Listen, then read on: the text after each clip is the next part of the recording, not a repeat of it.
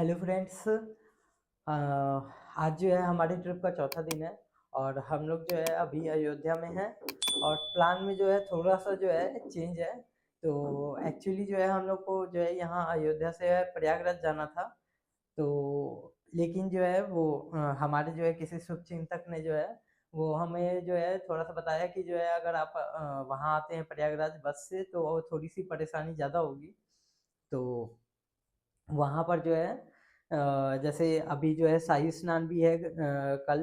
तो भीड़ जो है थोड़ी सी ज़्यादा हो सकती है और फिर जिसकी वजह से आपको प्रॉब्लम ज़्यादा होगी। तो हमने जो है फिर यही सोचा है कि जो है हम अभी जो है प्रयागराज नहीं जाते हैं और यहीं से जो है हम दिल्ली जो है वापस चले जाएंगे।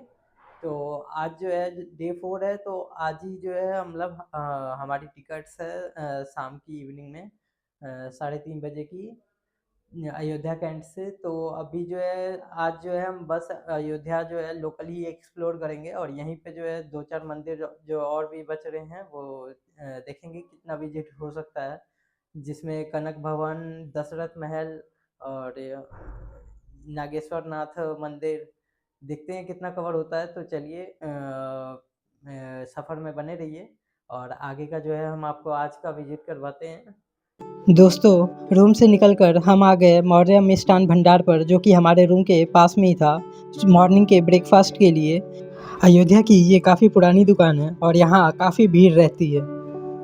समोसा, खस्ता, जलेबी, रबड़ी, लस्सी, ये सभी चीज़ें इनके यहाँ ताज़ा मिलती हैं और काफ़ी टेस्टी रहती हैं। इनका समोसा या खस्ता छोले के साथ और जलेबी दही या रबड़ी के साथ काफ़ी फेमस है। हमने भी समोसा, छोला और दही, रबड़ी और जलेबी का नाश्ता किया, जो कि काफ़ी टेस्टी था। छोटी देवकाली से रिक्शा में बैठकर हम पहुंच गए हनुमानगढ़ी के पास कनक भवन और दशरथ महल विजिट करने। हनुमानगढ़ी से दशरथ महल की दूरी लगभग 200 मीटर की है। दशरथ महल के साइड से एक अंदर को रास्ता जाता है, जो आपको कनक भवन लेके जाता है। दशरथ महल से कनक भवन की दूरी भी लगभग 200 मीटर की है। चलिए आपको पहले कनक भवन लेकर चलते हैं और वहाँ की सारी जानकारी आपको देते हैं।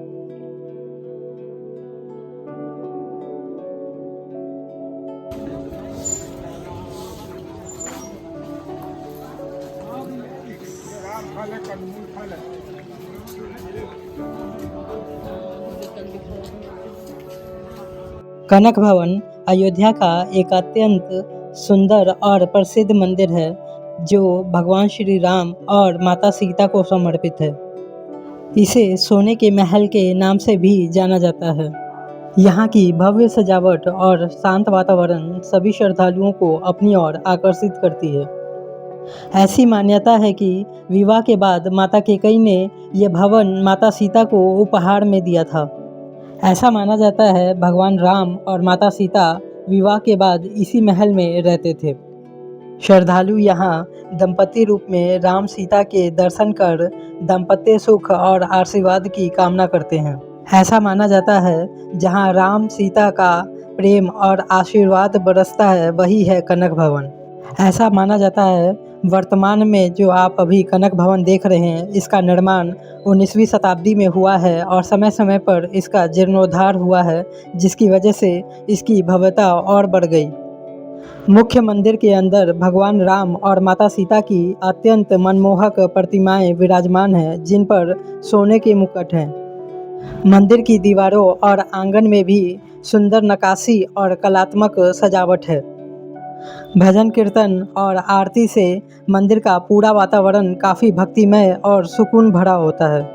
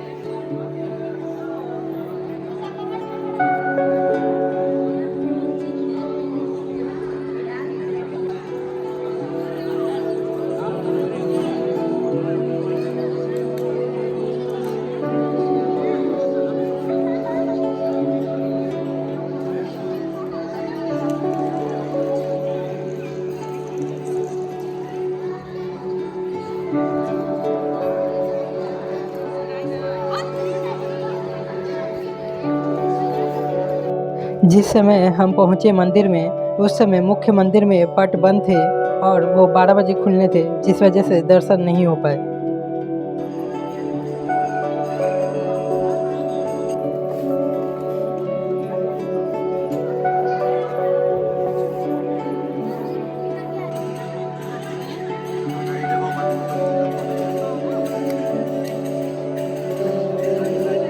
कनक भवन से निकलकर अब हम आ गए दशरथ महल की ओर।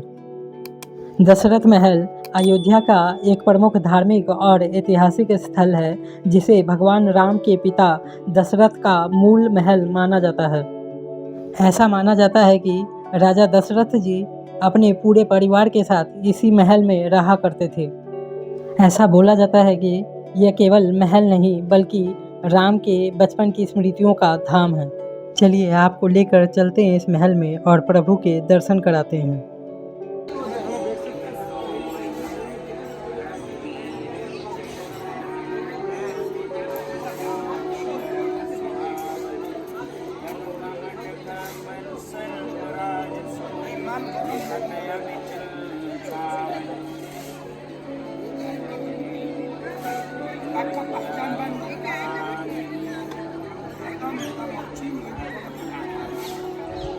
महल अपनी रंग बिरंगी सजावट और आकर्षित द्वार द्वारा सभी श्रद्धालुओं को अपनी ओर आकर्षित करता है।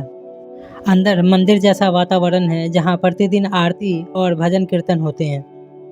यहाँ राम, लक्ष्मण और सीता जी के अलावा आप भरत और शत्रुघ्न जी के भी दर्शन कर सकते हैं। दशरथ महल अयोध्या की प्राचीन राजसी परंपरा और रामायण काल की स्मृतियों से जुड़ा हुआ है, जो भक्तों को रामायण के उस युग की झलक का अनुभव कराता है। ये स्थान प्रतिदिन खुला रहता है और रामनवमी और दीपोत्सव के समय यहाँ विशेष सजावट और आयोजन होते हैं।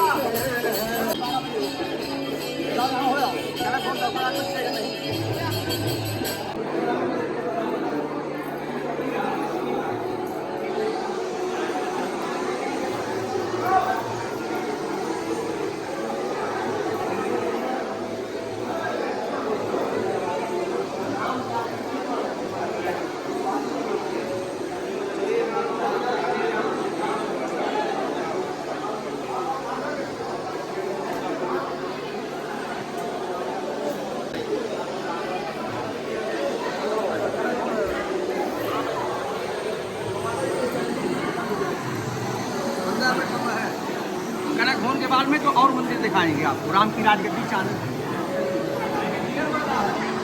हम लोग पंडित के हैं, यहाँ के ब्राह्मण हैं।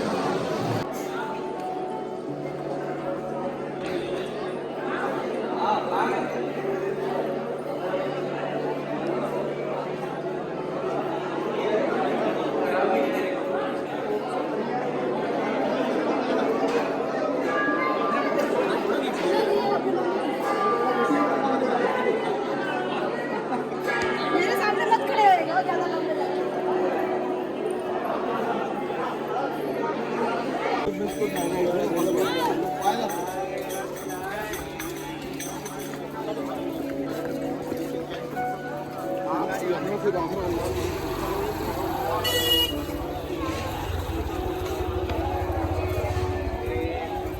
दशरथ महल से बाहर निकलकर अब हम आ गए राम की पैड़ी के पास नागेश्वर नाथ मंदिर के दर्शन करने के लिए। श्री नागेश्वर नाथ मंदिर अयोध्या के सबसे प्राचीन और पूजनीय शिव मंदिरों में से एक है, जो भगवान शिव को समर्पित है और सरयू नदी के पास स्थित है। चलिए आपको इस मंदिर के दर्शन कराते हैं और इस मंदिर का पूरा इतिहास आपको बताते हैं।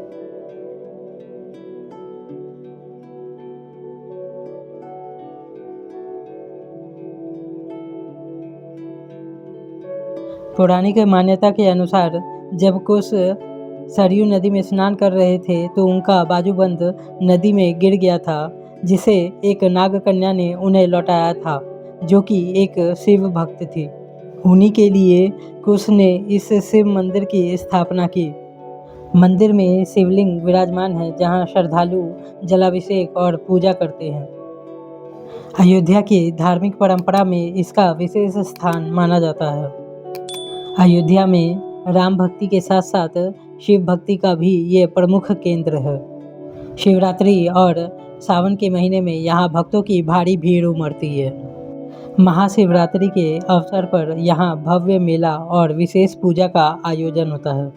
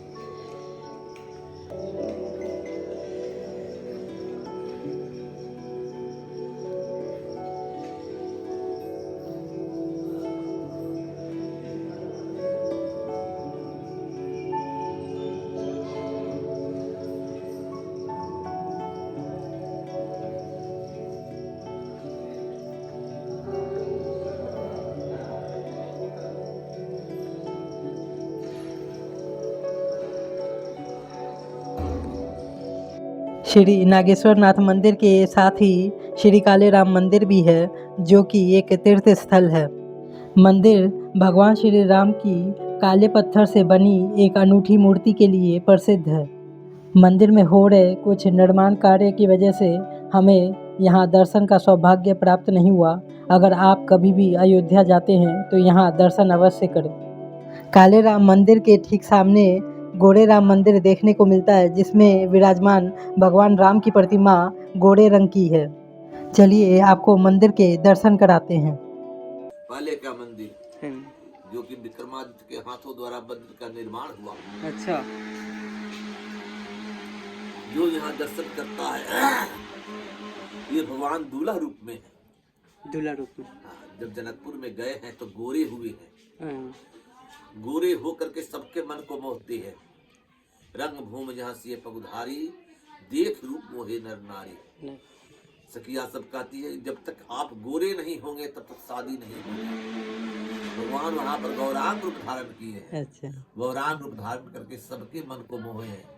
लिखा है रामायण में, रंग भूम जहाँ से पगुधारी, देख रूप मोहे नर नारी। उस स्वरूप को देख करके वहाँ के नर नारी सभी मोहित हो जाते हैं और वहीं पर नाम रखती है सखिया सब कि आज से आपको दूल्हा सरकार गोरे राम नाम रहेगा।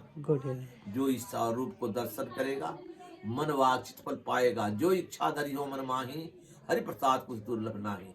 जो इच्छा मन में रख करके इस स्वरूप को दर्शन होता है, उस इच्छा पूरा होता है। सखिया सब भगवान के दूल्हा स्वरूप को आरती करती है, निछावरी करती है और कहती है जो इस स्वरूप को निछावरी करता है उनके घर में बेभव लक्ष्मी विराजती है और हर प्रकार के संप्रदा को भर देती है। इस प्रकार का यहाँ का दर्शन है। आप लोग दर्शन कीजिए, दर्शन का लाभ लीजिए। तत्पश्चात एक निवेदन आप लोग से है कि भगवान के कर वसंत पंचमी है। वसंत पंचमी समझते हैं? हाँ जी। जो हिंदू को बहुत बड़ा त्योहार होता है। वसंत पंचमी है, उस रोज भगवान का गुलाल लगता है और स्नान होता, महा स्नान करके नया वस्त्र धारण होता है, जो कि अभी तक हमारे वहाँ नया वस्त्र बना नहीं है। इसमें आप लोग कुछ सहयोग देना चाहते हो तो दे सकते हैं। भगवान के वस्त्र में लगता है 12 मीटर कपड़ा लगता है, गोटा लगता है, सिलाई लगता है। जिस प्रकार से ये पोशाक है, जो पोशाक आप देख रहे हैं, जो भगवान वस्त्र पहने 5100 रुपया सब मिला करके लगता है, जिसमें कि आप लोग को जो श्रद्धा बन सके वो श्रद्धा अर्पित कर सकते हैं। श्यावर रामचंद्र ले भैया।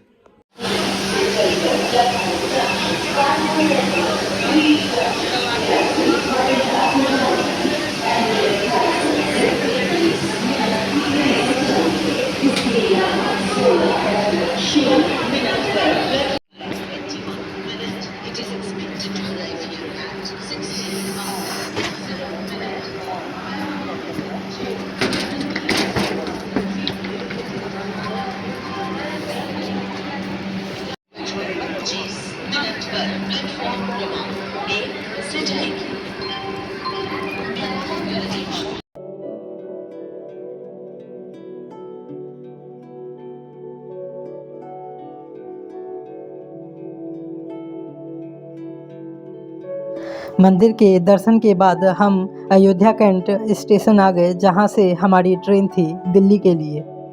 आपको हमारे ये अयोध्या ट्रिप का पार्ट 2 कैसा लगा, कृपया कमेंट सेक्शन में ज़रूर बताएं। और वीडियो अच्छी लगी हो तो वीडियो को लाइक करें और हमें सब्सक्राइब करें। कमेंट में जय श्री राम ज़रूर लिखें। मिलते हैं आपसे किसी और वीडियो में, तब तक के लिए जय Shri Ram. If you like the video, please like, share and subscribe the channel.